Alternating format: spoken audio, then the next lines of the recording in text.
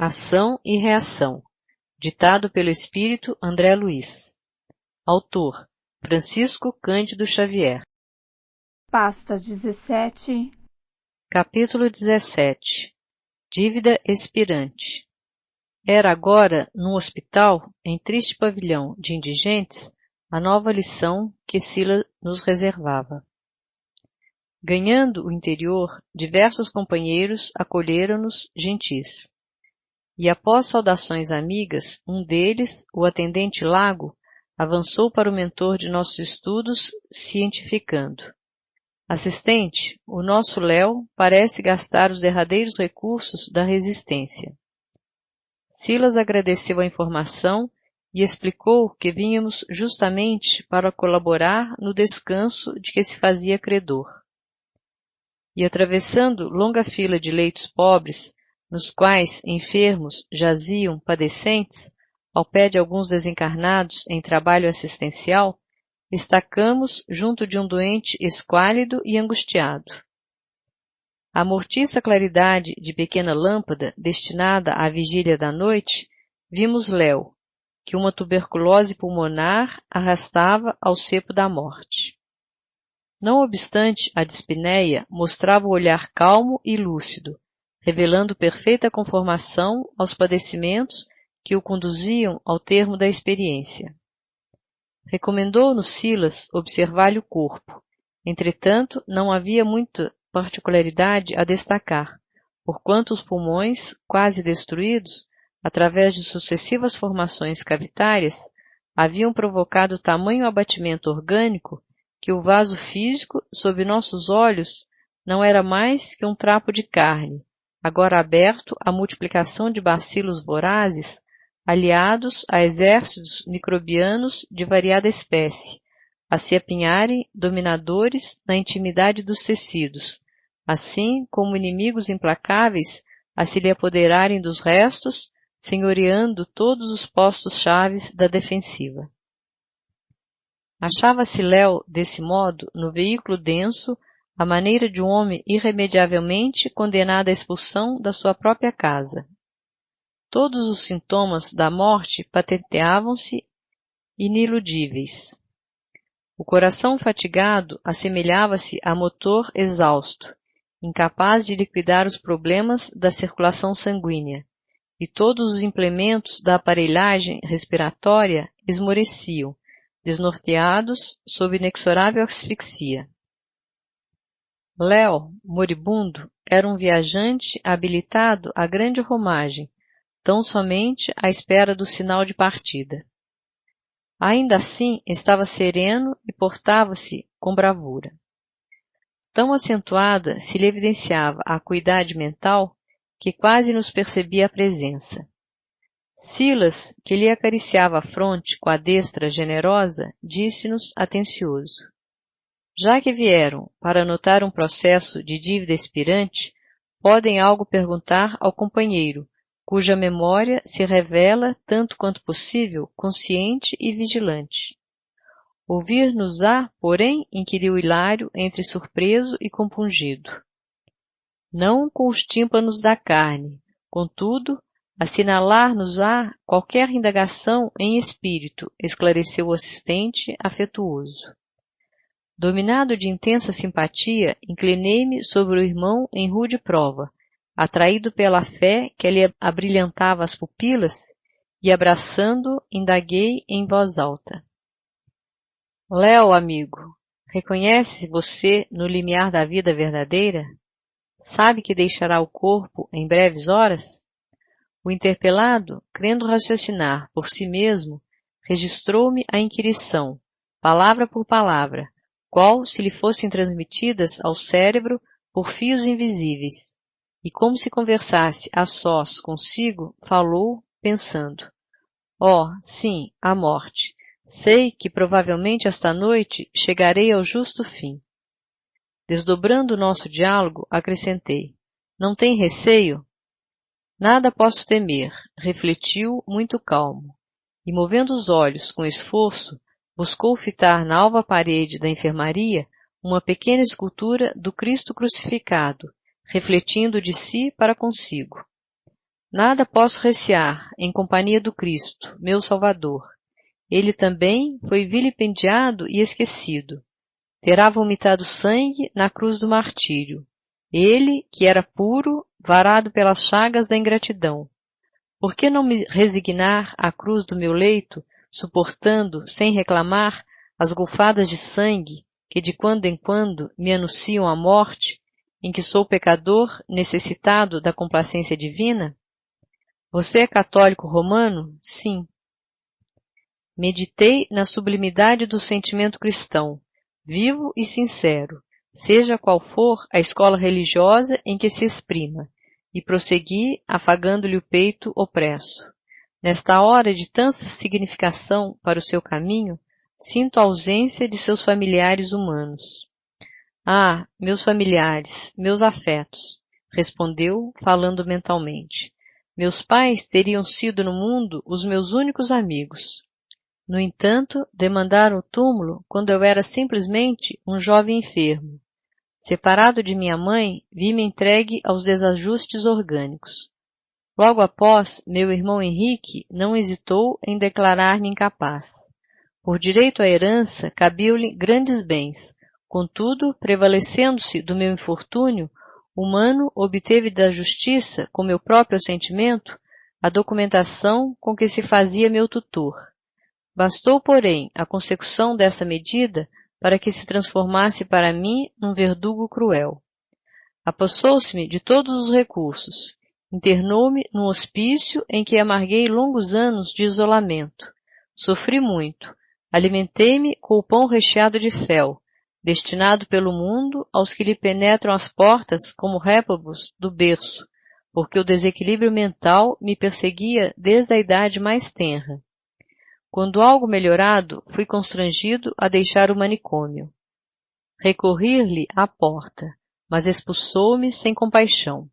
Fiquei apavorado, vencido. Oh, meu Deus, como escarnecer assim de um irmão doente e infeliz? Debalde impetrei socorro à justiça. Legalmente, Henrique era o único senhor dos haveres de nossa casa. Envergonhado, busquei outros climas. Tentei o trabalho digno, mas apenas obtive, em meu favor, a profissão de vigia noturno, passando a rondar vasto edifício comercial, amparado por um homem caridoso, conduído de minha fome.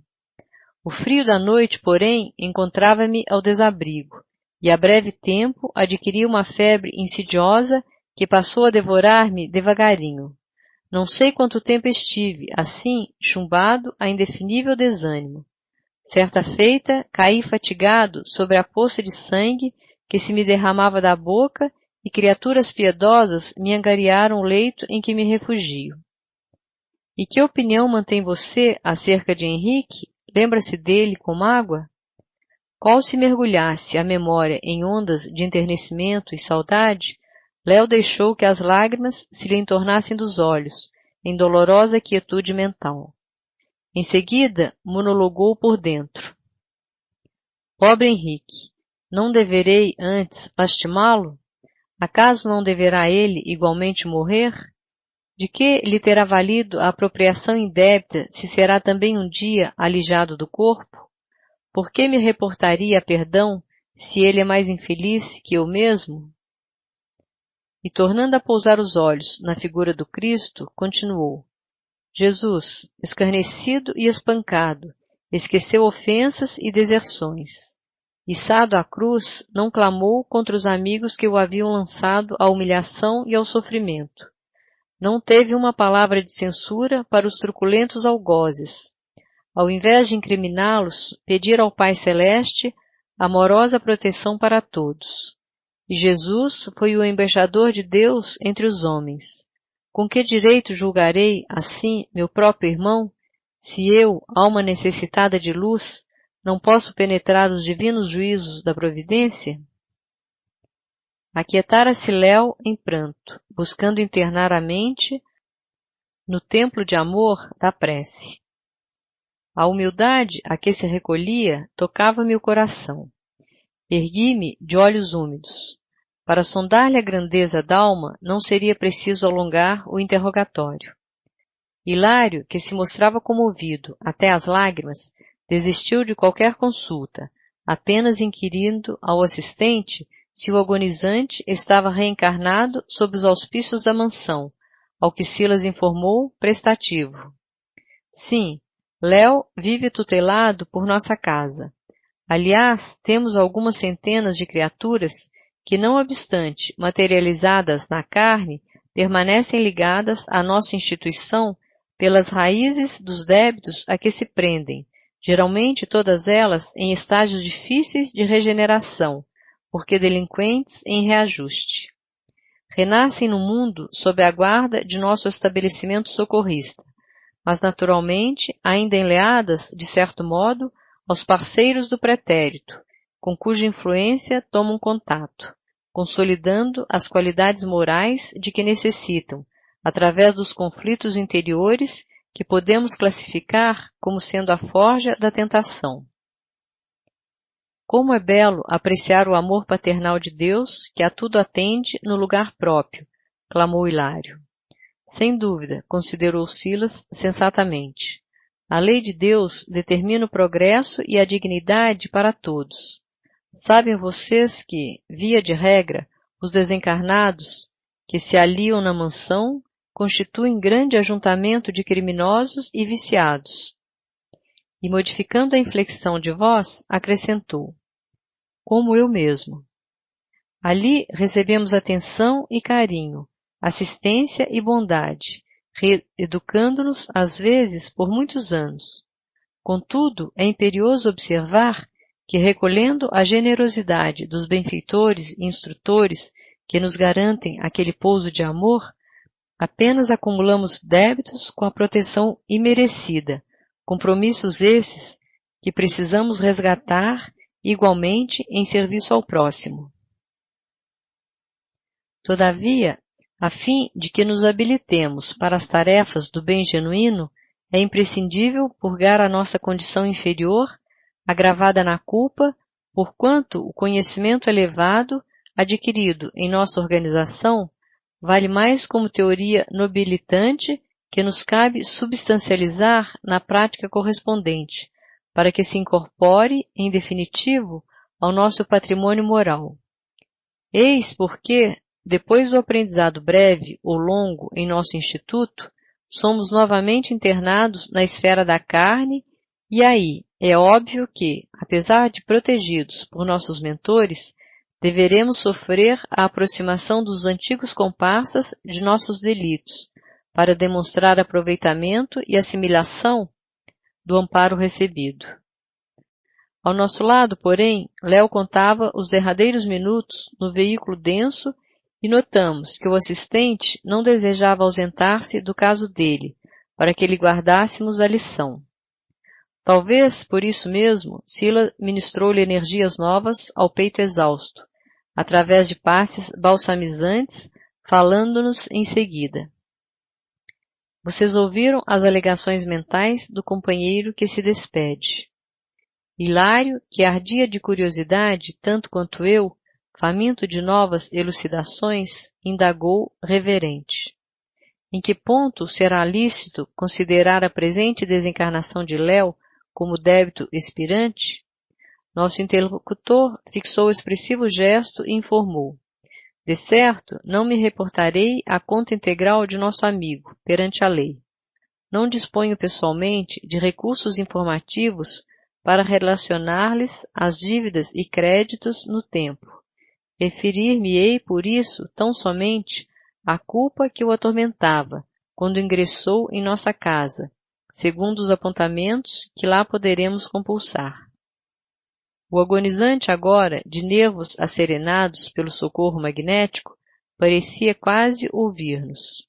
Sustentando-lhe a fronte suarenta, Silas, atencioso, prosseguiu depois de leve pausa.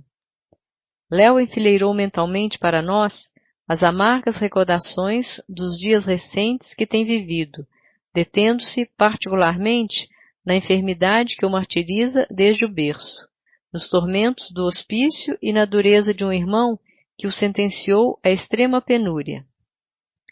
Vejamos, porém, a razão das dores com que pune a si mesmo e porque mereceu a felicidade de ressarcir para sempre o débito particular, agora na pauta de nosso estudo.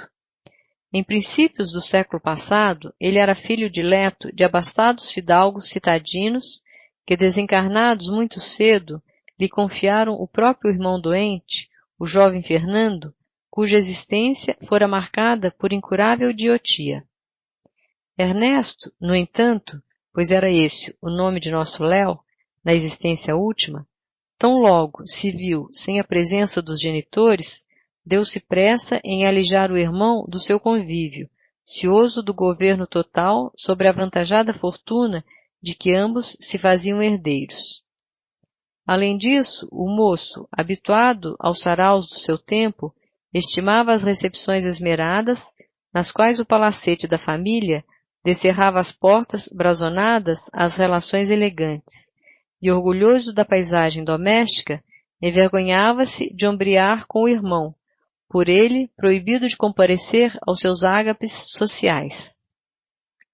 Todavia, porque Fernando, mentecapto, não lhe atendesse às ordens em razão da incapacidade de apreendê-las, providenciou gradeada prisão, ao fundo da residência, onde o rapaz, enfermo, foi excluído da comunidade familiar. Encarcerado e sozinho, desfrutando apenas a intimidade de alguns escravos, Fernando passou a viver engaiolado, qual se fora infeliz animal.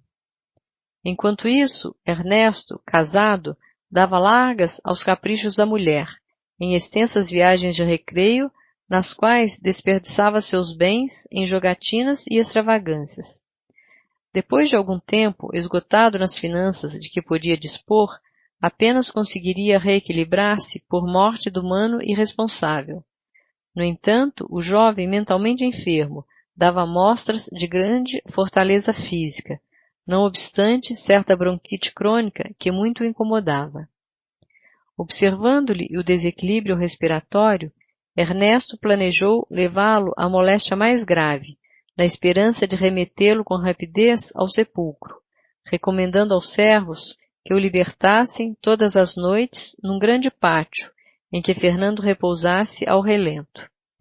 O moço, porém, denotava enorme resistência, e embora sofresse consecutivas crises de sua moléstia, assim exposto à intempérie, durante quase 2 anos superou valorosamente a provação a que fora submetido. Entrementes, padecia Ernesto o cerco de angústia econômica sempre mais grave, que somente o quinhão amoedado de Fernando, entregue ao comando de velhos amigos, conforme a vontade paterna, poderia solucionar. Em razão disso, envilecido pela fome de ouro, certa noite liberou 2 escravos delinquentes, algemados em seu domicílio, sob a condição de se exilarem para terras distantes. E após vê-los partir, sobre o nevoeiro da madrugada, buscou o leito do irmão, enterrando-lhe um punhal no peito inerme. Na manhã seguinte, ante o choro dos servos, a lhe mostrarem o cadáver, fê-los admitir que os cativos fujões teriam sido os autores do crime, e, inocentando-se com astúcia, entregou na posse dos bens que pertenciam ao morto, com plena aprovação dos magistrados terrestres. Foi assim que, apesar de regalada existência na carne, ao aportar no além-túmulo, atravessou extensa faixa de expiações. Fernando, o irmão desditoso, com absoluta magnanimidade, esqueceu-lhe as ofensas. No entanto, vergastado pelos remorsos, Ernesto entrou em comunhão com impassíveis agentes da sombra, que o fizeram presa de inomináveis torturas, por se recusar a segui-los nas práticas infernais. Conservando no imo d'alma a lembrança da vítima, através da percussão mental do arrependimento sobre os centros perispíriticos, enlouqueceu de dor, vagueando por vários lustros em tenebrosas paisagens, até que, recolhido à nossa instituição, foi convenientemente tratado para o reajuste preciso. Não obstante, recuperado, porém, as reminiscências do crime, absorviu-lhe o espírito de tal sorte que, para o retorno à marcha evolutiva normal, implorou o regresso à carne, a fim de experimentar a mesma vergonha, a mesma penúria e as mesmas provas por ele infligidas ao irmão indefeso, pacificando, desse modo, a consciência intranquila. Amparado em seus propósitos de resgate por eminentes instrutores, tornou ao campo físico, carreando na própria alma os desequilíbrios que assimilou além do sepulcro, com os quais renasceu, alienado mental, como o próprio Fernando, no passado recente, tendo amargado, na posição de Léo, todos os infortúnios por ele impostos ao irmão debilitado e infeliz. Ressurgiu, dessa forma, na esfera carnal, desditoso e doente. Cedo conheceu a orfandade. Foi colhido de surpresa pela secura e vilania de um irmão insensato que o ilhou no ambiente sombrio de um manicômio, e para não faltar particularidade alguma ao quadro expiatório, padeceu como guarda noturno o frio e os temporais a que expusera a vítima indefesa. Entretanto, pela humildade e paciência com quem tem sabido aceitar os golpes reparadores, conquistou a felicidade de encerrar, em definitivo, o débito a que nos reportamos. Por que emudecesse o orientador, preocupado em atender ao agonizante, então banhado pelo suor característico da morte, Hilário indagou. Assistente, como entender que o nosso companheiro está liquidando a dívida a que se refere? Pois não veem? Observou Silas, admirado. E, indicando a grande hemoptise que começava, ajuntou. Qual Fernando, que desencarnou com o tórax perfurado por lâmina assassina, Léo igualmente se despede do corpo com os pulmões em frangalhos. Contudo, pelo procedimento correto que adotou perante a lei, atravessa o mesmo suplício, mas no leito, sem escândalos destrutivos, embora esteja vertendo o próprio sangue pela boca, tal qual sucedeu ao mano espezinhado e vencido. Cumpre-se o aresto da justiça, apenas com a diferença de que, em vez do gládio de ferro, temos aqui batalhões de bacilos assassinos. Talvez porque nos visse o assombro ante a lição, ocupado, embora na assistência ao moribundo, rematou com grave tom de voz. Quando a nossa dor não gera novas dores e nossa aflição não cria aflições naqueles que nos rodeiam, nossa dívida está em processo de encerramento. Muitas vezes, o leito de angústia entre os homens é o altar bendito em que conseguimos extinguir compromissos ominosos, pagando nossas contas, sem que o nosso resgate a ninguém mais prejudique. Quando o enfermo sabe acatar os celestes desígnios entre a conformação e a humildade, traz consigo o sinal da dívida expirante. Silas, contudo, não pôde continuar. Léo, em oração, debatia-se nos estertores da morte. O assistente enlaçou com carinhoso enternecimento e exorou o amparo divino, como se o doente desventurado lhe fosse um filho do coração. Envolvido nas irradiações suaves da prece, Léo adormeceu diante de nossas lágrimas. Por que perguntássemos quanto ao motivo pelo qual não o arrebataríamos de imediato ao vaso cadavérico para transportá-lo conosco à mansão, o assistente informou-nos conciso. Não dispomos de autoridade para desligá-lo do corpo. Semelhante responsabilidade não nos compete. E comunicando aos vigilantes que missionários da libertação viriam, em breves horas, em socorro do companheiro que descansava, meditativo e emocionado, propôs-nos regressar à mansão.